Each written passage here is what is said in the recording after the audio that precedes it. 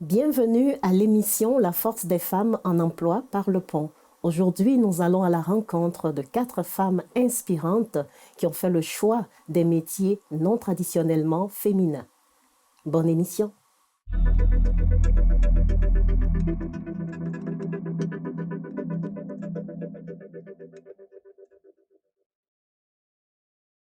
Mais chez nous, l'éducation, c'était super important. Mes parents voulaient que mon frère et moi, on aille à l'école, qu'on réussisse, qu'on ait des bons amis, que ça se passe bien. Donc, ils ont été toujours super supportants.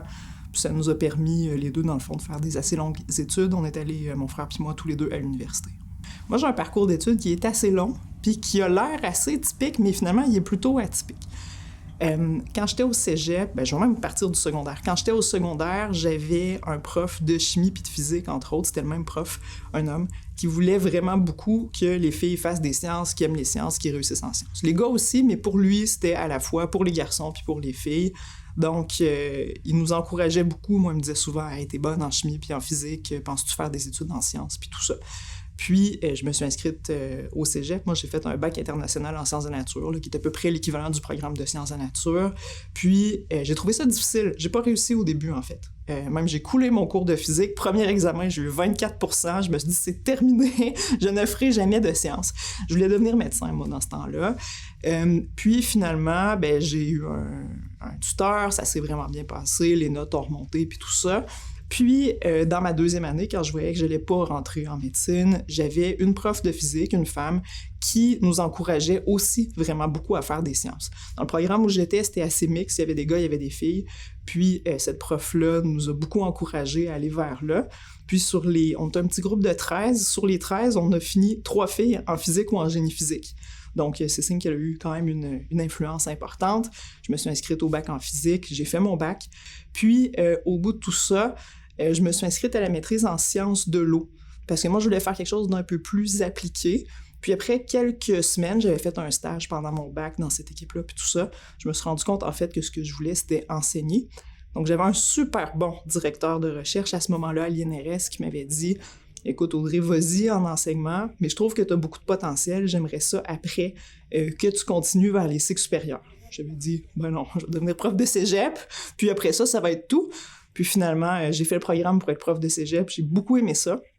J'ai été embauchée tout de suite dans un cégep. 3 semaines après mon diplôme, j'étais embauchée, puis je commençais à enseigner. Mais à l'entrevue d'embauche, il m'avait dit « Nous, on n'a pas du temps plein pour toi. T'en as pour 3 ou 4 ans à être à temps partiel. Profites-en donc pour aller faire une maîtrise. » C'est là que j'ai décidé de m'inscrire à la maîtrise en éducation. J'ai vraiment beaucoup aimé ça. Puis j'ai été très chanceuse, le gouvernement fédéral m'a donné une bourse d'excellence pour faire mon doc. Donc moi, j'ai été payée pour faire mon doctorat. Puis je suis arrivée ensuite à l'UQTR comme prof d'université. Moi, j'ai fait un stage dans ma vie. En fait, c'est pas vrai, j'ai fait un stage de recherche aussi, mais j'ai fait surtout un stage d'enseignement, un long stage d'enseignement d'une année complète avec le même enseignant. Je suivais quelques cours, mais l'école où il enseignait était juste à côté de l'université, donc j'étais tout le temps rendue au cégep, là, en train de travailler avec lui. Puis, oui, ça m'a vraiment permis de voir que je voulais être enseignante. Puis, ce qui était le fun, c'est que cet enseignant-là, il faisait en sorte que je le suivais partout. Je le suivais au photocopieur, en train de faire les photocopies, je le suivais dans les réunions, il allait voir sa patronne, la directrice, je le suivais aussi. Donc, j'ai pu voir les bons, les moins bons moments, quand un étudiant ou une étudiante allait moins bien, j'étais là aussi, on discutait, on cherchait des solutions, puis tout ça. Donc, moi, le fait que l'enseignant associé m'a amené partout il m'amenait même au party de prof. Donc, je l'ai suivi partout pendant 1 an, puis ça m'a permis de voir toutes les facettes du métier d'enseignante au cégep. Puis ça m'a permis de voir que c'est le travail que je voulais faire parce que je connaissais vraiment bien l'ensemble du travail au bout de cette année-là. Au début de mon bac, je me suis rendu compte qu'il n'y en avait pas de filles en physique. Puis ça, pour moi, ça a été quand même un choc, puis ça a été assez difficile. Fait que ça a été un peu un obstacle de voir que j'étais à peu près toute seule. Il y en avait des filles, ils étaient bonnes, ils étaient gentilles, ils étaient super corrects, mais il n'y en avait pas beaucoup. Il y a eu un petit peu de sexisme, pas tant que ça, mais des fois un peu de la part des profs. Un petit peu de la part des collègues, mais c'était plus rare. Les gars avec qui j'étudiais, ils étaient fins, ils étaient corrects pour la grande majorité, mais aussi le fait que les gens comprennent pas trop ce que je faisais, puis pourquoi je faisais ça, puis tu sais, pourquoi je faisais pas un métier plus traditionnel, donc pourquoi j'étais pas infirmière ou pourquoi j'étais pas enseignante, tout ce genre de choses-là. Les points positifs d'être enseignante des sciences, c'est clairement de toujours travailler avec les jeunes, qui sont en général super allumés, super intéressés, qui veulent en savoir plus. C'est sûr que c'est un travail dans lequel on se retrouve à travailler souvent le soir puis la fin de semaine, là, parce qu'il arrive des rushs de correction, il arrive des rushs de préparation, mais l'été, on est souvent tranquille, là. Les profs de cégep ont 10 semaines de vacances officiellement, c'est toujours un petit peu moins. Les profs au secondaire, c'est 5-6 semaines l'été. Donc ça, c'est clairement un point positif. C'est un travail qui est super stimulant, il y a toujours une nouvelle question qu'on connaît pas, puis il faut aller chercher, puis il faut réfléchir. C'est un travail dans lequel aussi on peut toujours s'améliorer puis améliorer ce qu'on fait, là, les activités. On peut toujours retourner au labo, choisir une nouvelle expérience plus intéressante, tout ça. Donc c'est stimulant par la nature du travail, puis c'est stimulant par le fait qu'on travaille avec des jeunes. Il y a plein de filles et de femmes qui font des carrières qui sont super intéressantes autour des sciences, autour du génie. Puis c'est aussi de voir ces formations-là comme des tremplins vers plein d'autres choses. Donc, par exemple, quand on fait un bac en physique, ben oui, on peut travailler comme physicienne dans l'industrie, ou on peut faire une maîtrise puis un doc puis devenir prof d'université en physique. Mais on peut aussi aller dans des domaines connexes comme l'informatique, on peut aller dans des domaines connexes comme l'éducation. Donc, autrement dit, on pense souvent qu'on fait une formation, là, peu importe le niveau, du DEP au doctorat, qui va nous mener directement vers une profession, mais c'est pas vrai. Souvent, cette formation-là va nous mener vers un éventail de professions. Puis c'est pas un échec, au contraire, que d'aller vers un domaine connexe pour lequel on va être bien formé, mais qui va nous intéresser davantage que le domaine exact pour lequel on faisait les études.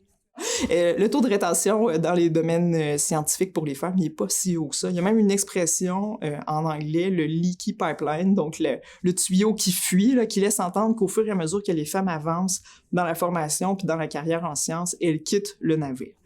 C'est souvent lié à des questions de sexisme dans les études et en emploi. Pas tout le temps, c'est de moins en moins toléré, le sexisme, donc il y en a quand même de moins en moins.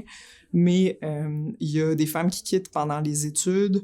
Il y a beaucoup dans les programmes en sciences l'idée selon laquelle il faut que ce soit difficile. Donc souvent les profs vont mettre les travaux puis les examens super difficiles. Puis il y a des gens qui vont quitter. Puis de façon disproportionnée, c'est souvent les femmes qui vont quitter. En emploi, dans les stages, on a entendu des histoires aussi de le gars stagiaire fait des tâches intéressantes, puis la fille prend les notes puis va chercher le café. T'sais, on a entendu ça il y a 5-6 ans. C'est pas juste des vieilles histoires là, de l'époque, d'une autre époque. Donc, on sait que les femmes quittent disproportionnément les sciences aussi parce que on considère souvent que c'est un métier dans lequel on doit vraiment beaucoup se dédier. Puis il y a des gens qui vont considérer que c'est pas compatible avec le fait d'avoir une vie familiale, par exemple. Donc, c'est une autre raison pour laquelle les femmes quittent les sciences. Par contre, les choses changent et elles changent vite. Et de plus en plus d'employeurs veillent à ce que, justement, de programmes de formation aussi, là, pas juste des employeurs, mais de plus en plus les écoles puis les employeurs veillent à ce que le milieu soit vraiment inclusif puis accueillant pour les femmes. Donc, je pense que les femmes s'y retrouvent de plus en plus et ont des conditions qui sont de mieux en mieux là, avec le temps qui passe.